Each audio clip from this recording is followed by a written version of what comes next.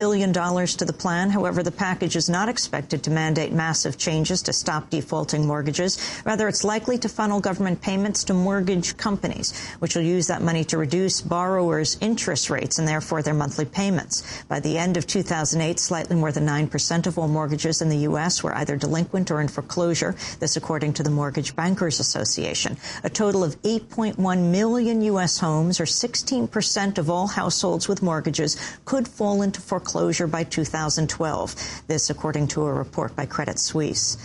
As people were getting thrown out of their homes across the country, and in the absence of any real government action thus far, some are taking action on the local level. The community organizing group Acorn recently unveiled a campaign in at least 22 cities to help homeowners resist foreclosure evictions. Meanwhile, the Neighborhood Assistance Corporation of America is busing homeowners facing foreclosure to the homes of chief executives of financial institutions to protest outside.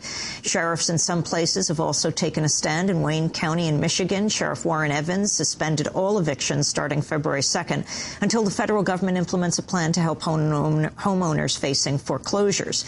And in Ohio, Congressmember Marcy Kaptur, recently speaking on the House floor, encouraged homeowners facing foreclosures to stay in their homes. And you can go to our website at democracynow.org to hear our full conversation with Congressmember Kaptur.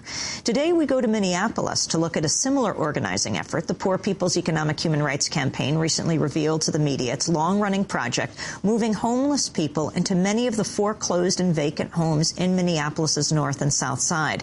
They're also seeking a city moratorium on foreclosure, short sales, and evictions. Cheri Honkala is a national organizer with the Poor People's Economic Human Rights Campaign. She grew up in Minneapolis, but she is based in Philadelphia. Also joining us is Dwayne Cunningham, who, along with his wife, Lynetta, recently moved into a vacant home. We welcome you both to Democracy Now! Cheri, lay out the campaign that you have going now in Minneapolis. We've begun to do a variety of things. One is that on March 11th, we are organizing folks across the Twin Cities, and we're going to stop sheriff sales on March 11th. By going in and holding sit-ins over and over again to stop the sheriff sales. The other thing that we're doing is that we're putting homeless people with vacant properties. So any of the homes that have already been foreclosed on, that are sitting there vacant, we're moving homeless families into them. And then we're also organizing what's called emergency response teams as a part of the Underground Railroad project. And we're going in and remaining with families that are in the final stages of foreclosure and saying that we're not going to leave. We're asking for a moratorium on evictions, foreclosures, and sheriff sales until we can deal with this serious affordable housing crisis in our country. Well, let me go to Dwayne. Dwayne, can you talk about what you've done in Minneapolis, where you've moved into? Well, it's like this. I've been homeless for a while, so I'm just going to cut this short. But the home I just was blessed with by the Homeless Association, I couldn't have gotten no better because I'm outside of the code, and being in the code is not that nice. And trying to get in to talk to landowners or people who make foreclosures on homes, I can't get in no doors. I have no numbers. I can't get no doors. So the best number I have and the best door I can walk through is this door right here. And I know it's going to help me. How, Dwayne Cunningham, did you link up with Cheri Honkala? How did you learn about this program?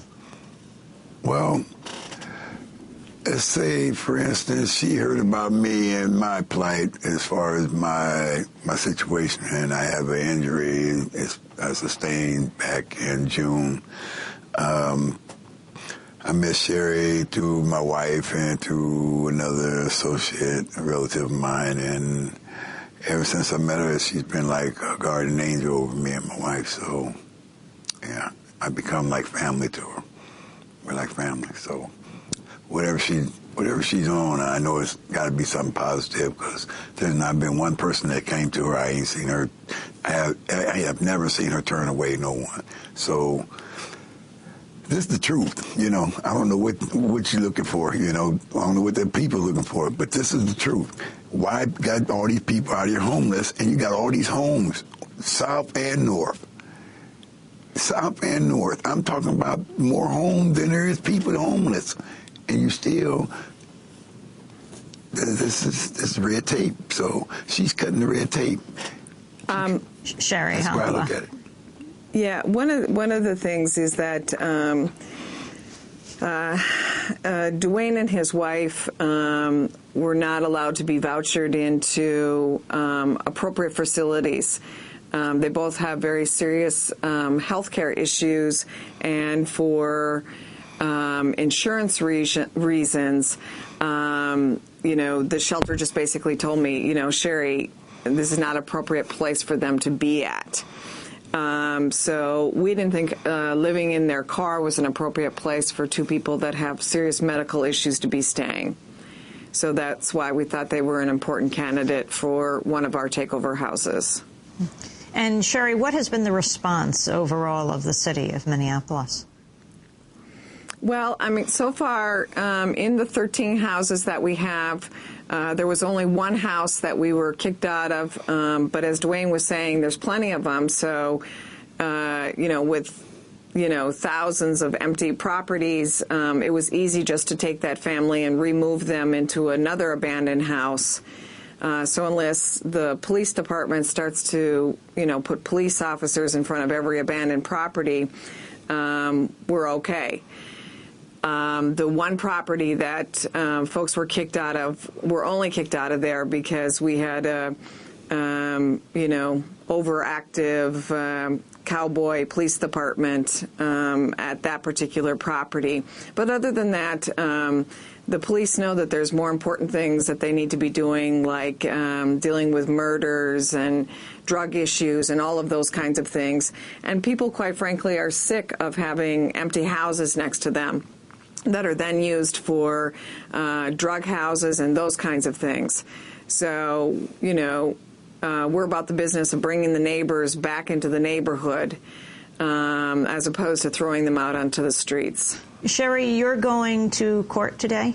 You're on trial? Well, actually, I got a late-night call that they've postponed it now to March 9th. I think that we're stirring up some controversy here in the Twin Cities, so I don't know if they know what they're going to do with it. But yes, I'm standing trial against Housing and Urban Development because during the Republican National Convention, the head of HUD here, the director, promised that he would meet with hundreds of families across the state of Minnesota to hear their foreclosure stories and to, you know, listen to the troubles that they're dealing with. And right before the Republican convention, he went back on that commitment. So we organized a bunch of folks to bring them down to their office during public hours in a public building. And instead, they had us met by Homeland Security, and myself and another member, Dek Abdi, were arrested and charged with trespassing. So we go to trial on that on March 9th, and the director of HUD has been subpoenaed in the case. Overall, Cheri, you were homeless for years with your son. Can you talk about the Poor People's Economic Human Rights Campaign that you started? Yeah, well, the Poor People's Economic Human Rights Campaign is actually across the entire country. And one of the things that we do, and for people that are watching this show or listening today, is we teach people how to reclaim housing as a human right. We'll teach you how to move into an abandoned government-owned property, to house families. We'll teach you how to hold a sit-in, to hold a house that's in the process of foreclosure. You know, we help people with food, with that aren't getting access to health care, all of the basic necessities of life.